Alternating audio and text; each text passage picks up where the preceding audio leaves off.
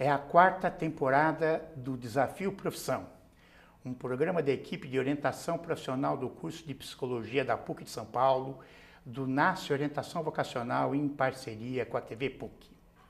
E agora conversaremos sobre o promotor e o defensor público dentro da carreira jurídica. E para isso conversaremos com o Júlio Grosten, que é graduado em Direito pelo Mackenzie, especialista em Direito Público pela Escola Paulista da Magistratura, é mestre em Direito Constitucional pela USP, é defensor público do Estado de São Paulo e assessor jurídico da Defensoria Pública Geral. E o Eduardo Dias de Souza Ferreira, que é graduado em Direito pela PUC, mestre e doutor em Direito das Relações Sociais pela PUC. É promotor de justiça de defesa dos direitos difusos e coletivos da infância e juventude. Eu agradeço a presença de vocês. E podíamos começar com uma situação engraçada, inusitada, a respeito do trabalho, tanto do defensor quanto do promotor. Tem não propriamente talvez uma situação muito inusitada, mas é uma historinha legal que mostra um pouco o que é ser defensor público. Alguns anos atrás, um defensor mais antigo, mais experiente na carreira, professor universitário, professor de cursinho preparatório, dava aula para um aluno que se preparava para o concurso da Defensoria Pública e esse aluno falava assim: poxa, professor, não sei exatamente por que eu estudo para a Defensoria Pública, não me vejo aqui nesse estudo vocacionado para defender as pessoas necessitadas, não me vejo prestando assistência jurídica aos que não podem pagar um advogado. E ele tinha essas dúvidas em meio às outras carreiras jurídicas. Fato que passou, pouco tempo depois virou defensor público e foi trabalhar na vara de execução criminal, que é o órgão do judiciário que cuida dos processos de execução dos presos, né, os regimes, a progressão de regime, enfim. E um dia, fazendo uma visita a um presídio, esse defensor recém-ingresso é procurado por um preso que diz: doutor, minha mãe faleceu, eu preciso ir no seu enterro, no enterro dela. E eu tenho que fazer alguma coisa, por favor, me ajude. Enfim, ele fez aquele reclamo e o defensor imediatamente foi ao diretor do presídio, que é responsável para apreciar esse pedido, deferir essa autorização, e o diretor do presídio disse: não, doutor, olha, eu não posso fazer nada, o senhor tem que procurar o juiz, impôs uma série de obstáculos. E o defensor disse: não, mas está aqui na lei, é o senhor que tem que tomar essa providência, enfim, e se o senhor não fizer isso, eu vou processar você, diretor. E colocou uma carga, falou: olha, eu vou processar você independentemente de uma ação contra o Estado, enfim, alertou da urgência. E o diretor: tudo bem, está aqui a autorização, mas para o preso poder ir no velório, acompanhar o enterro da mãe, precisa da escolta policial. E isso o senhor tem que ver lá na Polícia Militar com o capitão do batalhão. O defensor foi lá até o batalhão da Polícia Militar, falou com o capitão, falou: capitão, olha, tenho essa autorização para o preso ir agora, com urgência, para o enterro da mãe. Falou: doutor, não dá, eu não tenho efetivo agora, talvez só amanhã, depois, preciso da escolta, não tenho como deslocar a equipe agora. Falou: capitão, mas eu preciso agora disso, é uma urgência, um direito singelo, e o enterro da mãe. E se o senhor não fizer mais uma vez, eu vou processar você. Colocou aquele peso, enfim, mostrou que aquela dificuldade devia ser superada e acabou dando tudo certo no final. O preso foi acompanhar o enterro da sua mãe, agradeceu imensamente o defensor, e esse defensor novo chegou em casa, ligou para aquele mais experiente, que havia sido seu professor, e contou a história, super feliz, emocionado, e falou: professor, hoje, depois de tudo isso, de garantir esse direito básico, esse direito singelo de acompanhar o funeral, superadas todas essas dificuldades, esses obstáculos, finalmente entendi porque eu tanto estudava para ser defensor público. Então é uma história que mostra um pouco as lutas diárias de um defensor público para garantir esses direitos. Você também tem... São 20, quase... desde 89, né? Então são muitas as histórias, né? Eu lembro uma, mas que marcou muito no começo, até porque eu sou negro, né? Então eu lembro no início da carreira lá em Ribeirão Preto, eu substituía e ia acumulando, e num dia eu fui substituir um colega que atuava na corregedoria de polícia, né, e presídios.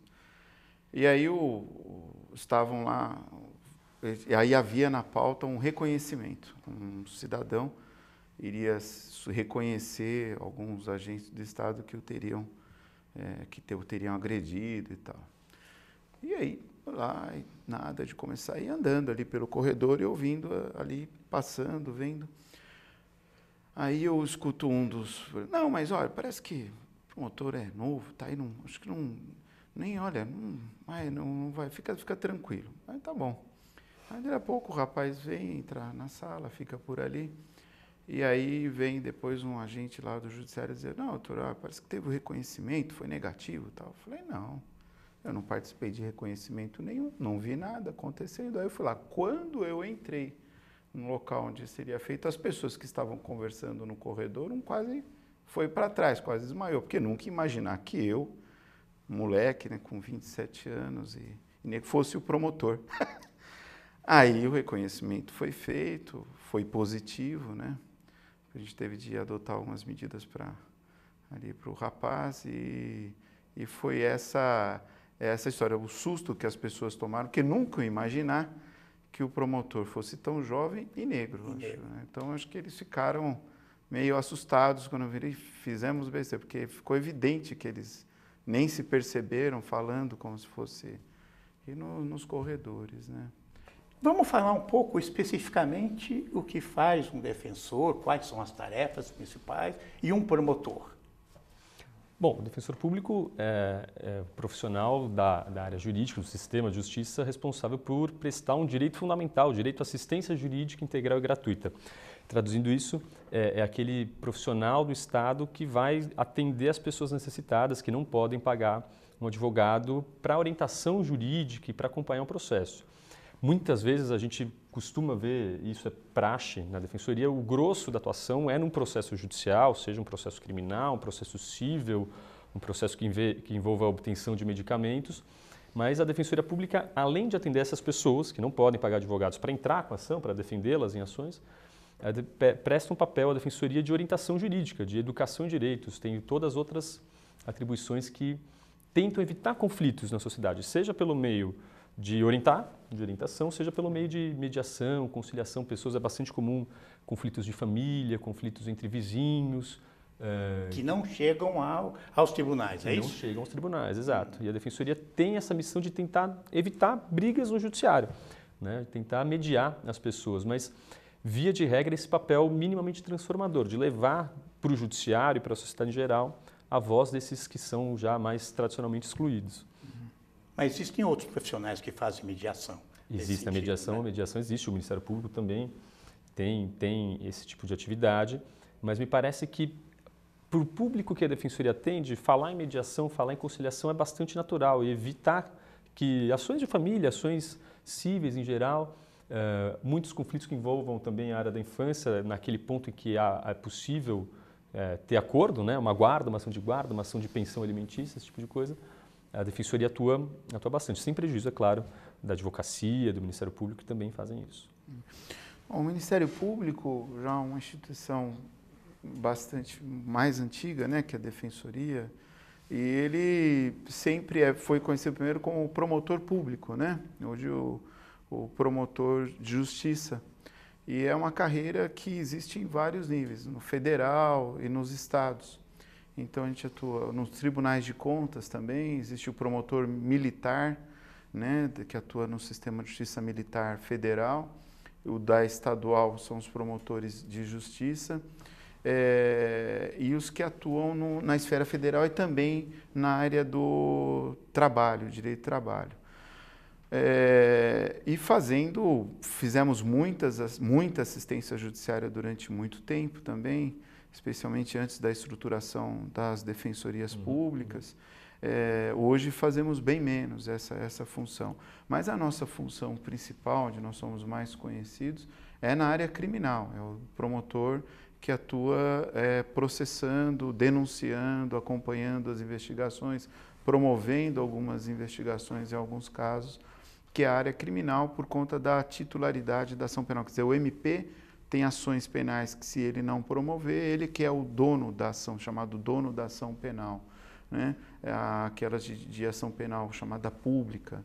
Tem outras que afetam tanto a pessoa que só ela pode dar início por meio de um advogado ou mesmo de um defensor, fazer a queixa e depois processar, ou ela mesma fazer a representação criminal. Então, na área criminal, ele sempre foi muito conhecido. Na área civil, ele atuava dando pareceres e promovendo uma outra ação para o direito individual, até fazendo homologação de trabalho, a gente já fez muitas, né? Aí foi cessando. Hoje, os colegas do MP do Trabalho cuidam de acidente de trabalho, cuidam também da questão do trabalho escravo, desse enfrentamento, de promoção de trabalho aprendiz e combatendo o trabalho infantil, junto aí com os promotores também do Estado. E essa área dos chamados direitos difusos, né? Difusos e coletivos são os difusos é aquele direito que você não consegue identificar quem é o dono daquele direito. Todos são os donos. O coletivo, você mais ou menos identifica um grupo que tem aquele direito. E o chamado individual homogêneo, que se unificam por um fato, um acidente, né? E gerou várias pessoas. Agora, um perdeu um ente querido, o outro ficou sem a perna. Esse que perdeu o ente querido sofreu uma sequela emocional, além do prejuízo para a manutenção do lar. Então, cada um tem um prejuízo que vai... Então, a gente pode relacionar, não, esse daqui é responsável por esse prejuízo. Depois, cada um com seus advogados ou defensoria pode reivindicar esse direito, que é o chamado individual homogêneo. E também a gente atua muito na questão da defesa do patrimônio público, né? O MP não atua no mercado de trabalho, os trabalhos são por concurso público e também tem esse viés da terceirização, então empresas de limpeza que trabalham no MP, em geral são terceirizados. Agora, a gente faz com que o imposto do contribuinte, aquilo que ele paga suadamente, tudo que é tirado dele, realmente reverta para ele, que é a área do patrimônio público e de zelar pelo bem-estar. Também cuidando das fundações, né? Quer dizer, ele não é só um acusador, não, mas é principalmente um acusador. Ele atua a grande vertente dele no crime é o órgão de acusação, mesmo porque é para ele que vem essa ação penal, mas eu diria até que ele é tão grande quanto nas outras áreas de defesa, também como as mediações, também mediação de conflito coletivo, né? Sentar a comunidade com o poder público, tentar estabelecer, são os termos de ajustamento de conduta. Nem todos os casos que nós temos no dia a dia na área de difusos e coletivos, ela vai para o judiciário. Mesmo na nossa promotoria, acho que 5% é judicializado. Nos demais casos, são acordos que as pessoas fazem e cumprem. Se não cumprir, a gente vai em juízo também. Mas a área criminal, por essa tradição e porque a reserva para o Ministério Público a ação penal, né? Pobreza é uma coisa que existe desde que o Brasil virou Brasil, né? Antes não, porque não existia pobreza, porque era outro sistema econômico. A defensoria pública é muito recente, né? Como cargo. Como é que acontecia a defesa antes da existência da defensoria? Você falou uma coisa interessante, né? A pobreza é uma situação antiga. O Brasil é uma sociedade desigual, né? Claro. Um dos objetivos, inclusive, isso está na Constituição, os objetivos do poder público é construir uma sociedade livre, justa e solidária. Não à toa é também um dos princípios na lei, uma das missões institucionais da Defensoria Pública. Antigamente, como você bem disse, não havia Defensoria Pública. O Ministério Público exercia uma parte dessa defesa das pessoas que não podiam pagar advogado e, no mais das vezes, o poder público, o Estado, pagava advogados particulares para exercer essa tarefa. Então, o advogado tinha o seu escritório e muitas vezes era encaminhado uma pessoa que não podia pagar os honorários desse advogado e o Estado pagaria esse advogado. Esse é um modelo, mundo afora, bastante utilizado. É um modelo mais ou menos privado, particular de assistência jurídica. O Estado pagando profissionais particulares para fazer isso. Na Constituição de 88 se introduziu um modelo público, essencialmente público de assistência jurídica. Eu lembro que tinha a OAB que Exato. e tinha uma lista e tinha um sorteio. Isso em São Paulo, particularmente, isso ainda existe porque a Defensoria não está completamente instalada em todas as comarcas, em todas as cidades, então existe um convênio da Defensoria aqui em São Paulo, pelo menos, mas Brasil afora isso tem modelos parecidos que advogados privados recebem verbas para atender naqueles locais onde não existe Defensoria. Mas a ideia é sempre expandir a carreira atendendo, né, a missão constitucional da Defensoria de fazer isso. Quando o promotor se convence da inocência de um acusado, de um caso. Como é que ele age? Essa foi, na verdade, uma das razões que me levou para o Ministério Público. É mesmo? Antes, quando me formei aqui, atuei sempre na assistência judiciária em movimentos populares. Aqui na PUC existia o SEATS. Então, o meu grupo era na 8.000 da Boi-Mirim, isso em 82, 83. Então, sempre assistência à população e nas questões sociais, né? Lá era moradia. O que nós chamamos de educação de direitos, né, mais ou menos, hoje. Não, mas era também fazer as ações e organizar os movimentos e as ações coletivas. A própria lei de urbanismo de 79, os colegas anteriores, porque o Estado dizia que não existia loteamento clandestino em São Paulo. Até colocar 5, 10 mil pessoas ali na frente da Assembleia Legislativa. Né? O Pica-Pau, Walter Silva, à época, anunciou, e foi um movimento bastante interessante. Eram 6 grupos. E também fui orientador da OAB, do escritório modelo da OAB. E lá atuei no crime, na parte criminal. O que o advogado, muitas vezes, ele fica adstrito ao interesse do cliente. Então, o promotor é a nossa consciência, pura consciência. De nação, eu não tenho, por exemplo, eu posso, se eu me convencer de que aquela pessoa é inocente, eu posso nem oferecer a denúncia. O juiz, se ele não se convencer, o promotor aqui está louco, como não vai oferecer denúncia? Não concordo, manda para o Procurador-Geral de Justiça, chamado famoso artigo 28 do CPP. E o Procurador-Geral de Justiça pode ou concordar com o juiz ou com o promotor. Se ele concordar com o juiz, o que o procurador faz? Ele nomeia um outro promotor, porque ele preserva a consciência daquele promotor. Então, ele não vai fazer, vai para outro.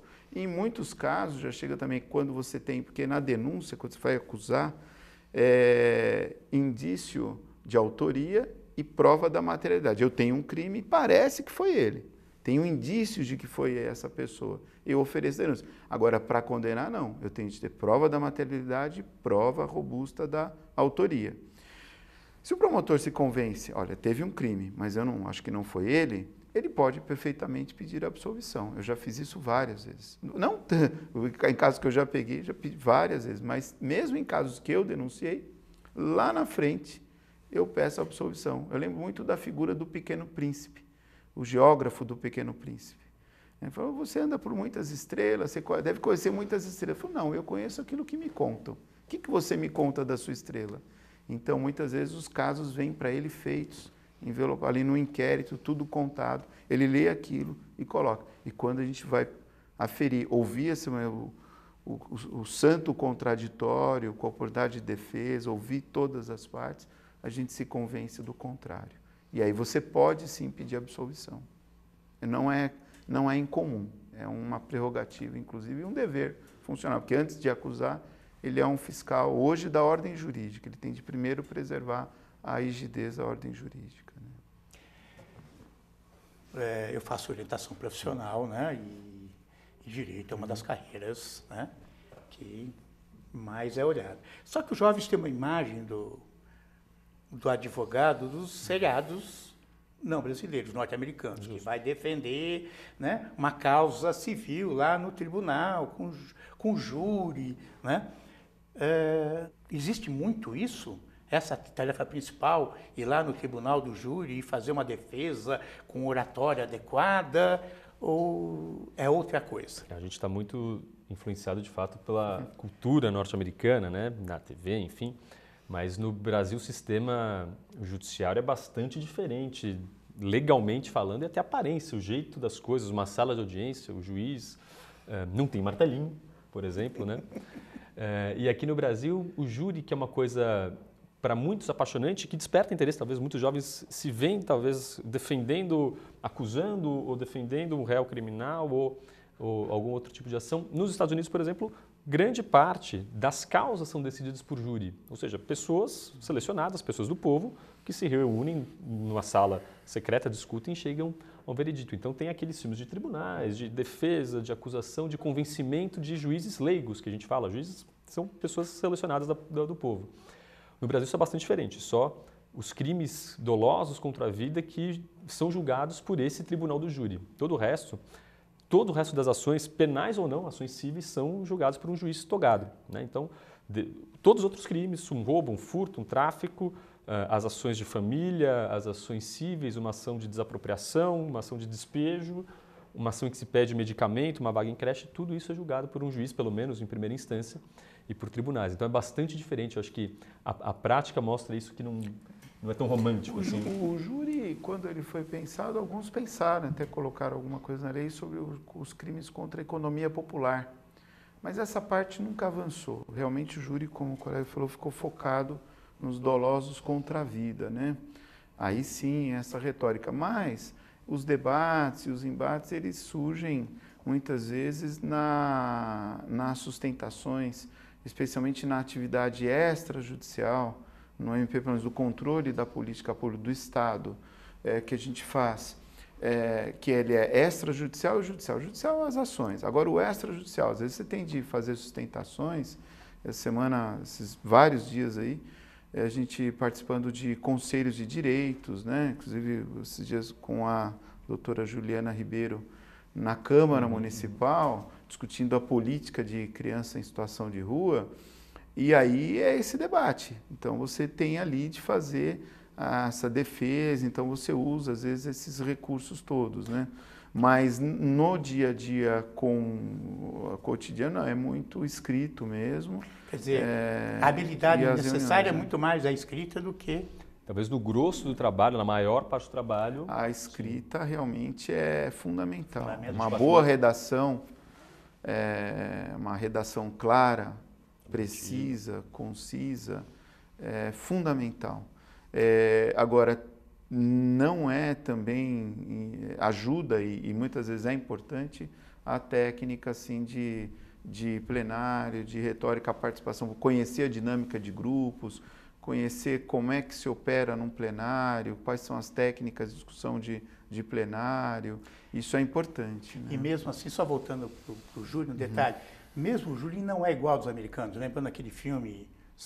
12 homens e uma 12 homens, uma sentença, que tem um debate, um vai convencer do outro.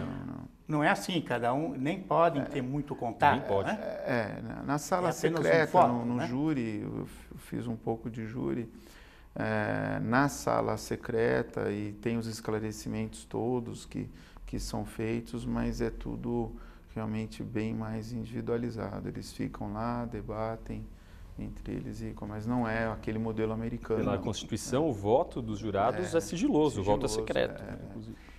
Vamos falar um pouco agora do mercado. Quer dizer, você já deu a entender que não existe defensores ainda em números suficientes. Mas isso está crescendo, depende do quê? Se a lei obriga, depende do quê? Para que todos os cargos apareçam no Brasil. É curioso, a Defensoria Pública, como a gente tem falado, é uma instituição recente.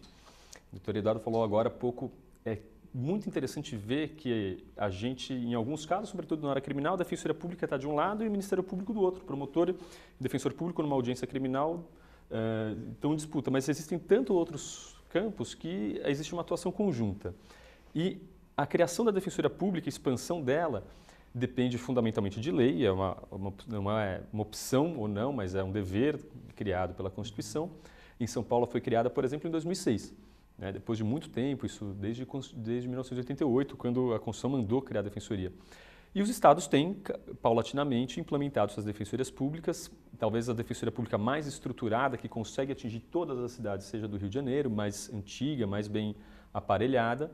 Em São Paulo a gente vive um processo de expansão e no Brasil também as defensorias estaduais têm crescido, né? Não talvez com a velocidade necessária para atender e para efetivar o direito fundamental ao acesso à justiça, mas ela tem crescido. E do mesmo modo, assim como no Ministério Público, existem defensorias estaduais e a federal. A federal também não consegue atuar em todos os ramos, né? Então ela hoje escolhe algumas atuações e nomeia esses advogados particulares para outras. A minha impressão é que o movimento atual e para os próximos anos é de crescimento. A gente tende a ter concursos, cargos abertos. Teve uma emenda à Constituição recente, a emenda 80 de 2014, que mandou criar pelo menos um cargo de defensor público em cada comarca, né? No prazo de 8 anos. Então, comarca é cidade, não? É uma divisão geográfica do judiciário, pode ser seção judiciária, se for Justiça Federal, mas no frigir dos ovos é uma cidade, pode ser uma comarca abrangendo mais de uma cidade, mas é a organização local do judiciário. E a promotoria, nesse sentido? Olha, o MP tem uma estrutura maior no Brasil, tem os concursos, a sua população de promotores vai envelhecendo, morrendo e são substituídos. As regras são que de quando tem um claro na carreira, quando atinge um número X de cargos e está faltando, tende a abrir concurso público.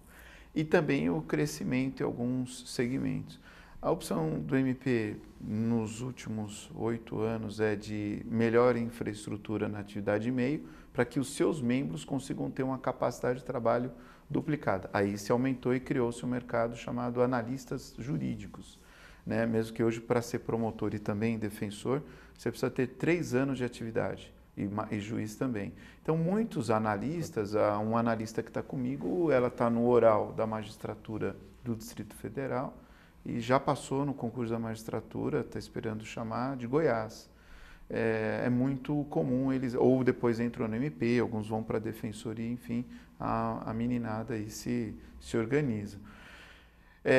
Esse crescimento que a gente vê do ponto de vista nacional é, na verdade, uma redução. A gente está vendo um movimento nacional de fechamento de comarcas. Pode parecer absurdo, mas isso já vem ocorrendo mesmo antes dessa PEC 241. Que fala do congelamento em 10 anos. Se esse congelamento vem, a questão complica. Agora, sempre vai ter essa necessidade de ampliação e de novas frentes, né? Então, os cargos do MP, pelo menos em São Paulo, eles existem. Hoje nós somos quase 2.000. O que precisa realmente é a gestão, deslocar onde precisa mais, mas sempre tem concurso. Em média, nós fazíamos 2 concursos por ano, nos últimos 1 concurso pelo menos por ano, né? Entram 70, 60 colegas por vez. Né? Então, diga-se de passagem que são concursos muito exigentes. Eu agradeço a participação de vocês. Obrigado. E até o próximo Desafio Profissão.